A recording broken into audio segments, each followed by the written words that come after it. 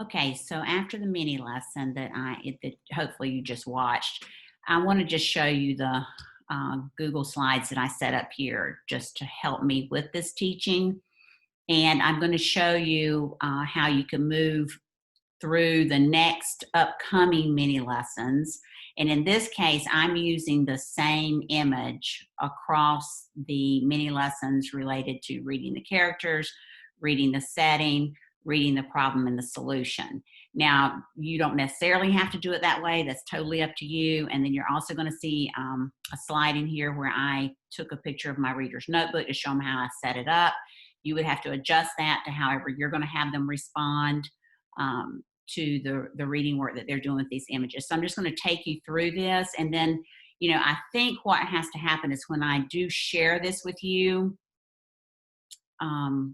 you're going to have to make a copy and save it and not work on the original document, I think, because I think if everybody works on the original document, then it will all be in it and it won't work.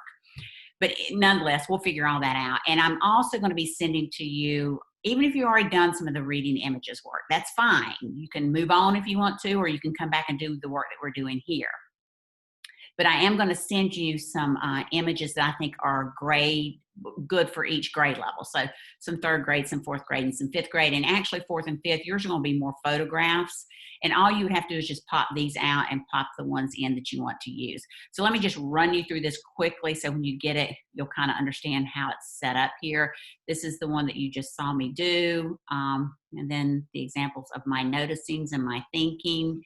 And then this was the active engagement piece. And you have to determine how you want them to set up tracking their noticings and their thinking.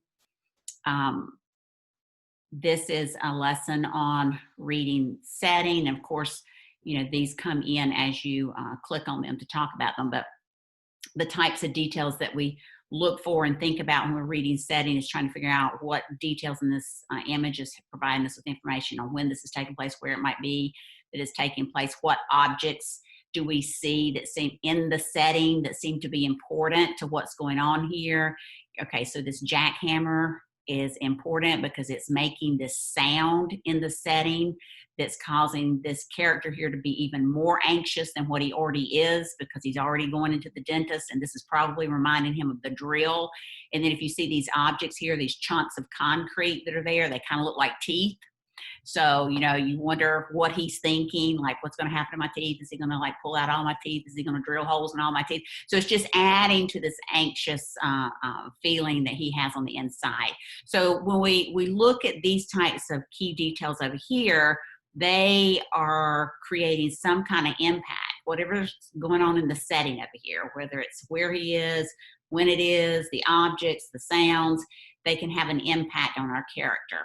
So I would use this one for teaching, and then here would be like my noticings and my thinking based on reading the setting, and then going back to the image that they had, if that's how you choose to do it, reminding them again to pay attention to the setting, to look and see what they're noticing about any objects, what sounds might be going on in the room,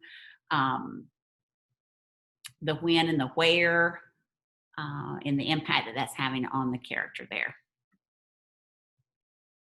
Now, this is reading the plot, and we talked to them about reading the plot. We've gathered lots of information in our images about our characters, the impact that the setting's having on our characters, how just the impact of the setting itself can be causing emotions inside of our character, whether it's tension, being anxious, nervous, those types of things. But then for the resolution is not always in the image. So we have to kind of put ourselves in the scene and bring our experiences with us to try to relate to what's going on in the scene, to see if we have any inferences, good, educated guesses of what the possible resolution could be to the story that we're reading through the image. So you'll see here,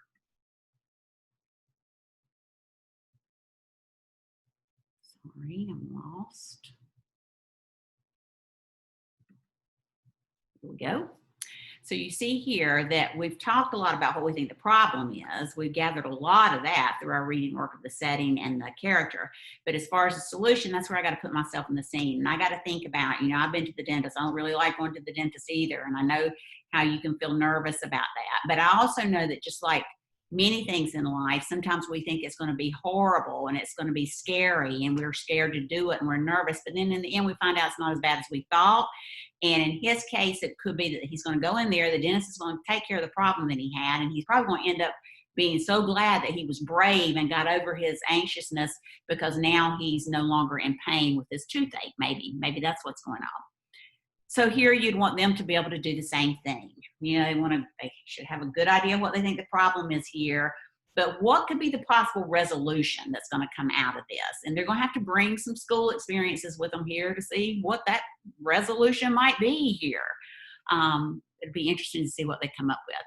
Then on another, your last lesson in this series would be to go back and then review all the work that we've done when we read images, how we pay attention to the actions and the reactions in order to read our characters well and to learn more about what's going on with our characters, how we paid attention to the sounds and the objects, sometimes other characters that are in the setting, and when and where the scene is taking place, and using those details to see how they have an impact on our character. So our thinking starts to come alive there when we start to think about what kind of impact they're having on our character.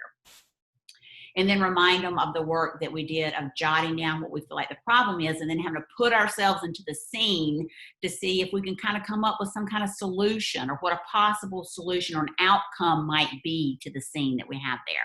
So you could give them a choice, like I have A and B here, and they could decide which one that they want to really study to do that work. And you'd want to set them up so that they know that the first thing they're going to do is to go in and do that reading characters work with the one they chose. Then they got to read the setting. Then they got to do the work that we do with problem and solution. So this is just how I set this up, and this is the order of which I would do those mini lessons. And it's worth the time to do this, because when you get into text, then you're going to be able to relate those key details back to the types of key details that we noticed when we were studying our images. Now you're going to do some deeper work when we get to the videos. But meanwhile, even in your Read Aloud Accountable Talk, while this is going on in the mini lesson, even in your Read Aloud Accountable Talk, you can be saying to them, we want to read some of the images in the picture books that we're looking at here to see if we can study the character some. And then we're also listening in the text to see if the author is offering us some of those very same types of details that we noticed when we were studying the images. Like, do we hear the author describing sounds that have an impact, sounds in the setting that have an impact on our character? Do we hear the author describing a character's reaction in some way?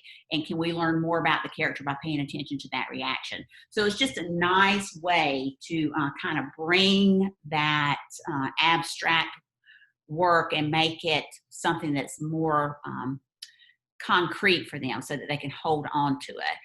So I just wanted to share this with you, and I'm sure I'll have much more to share.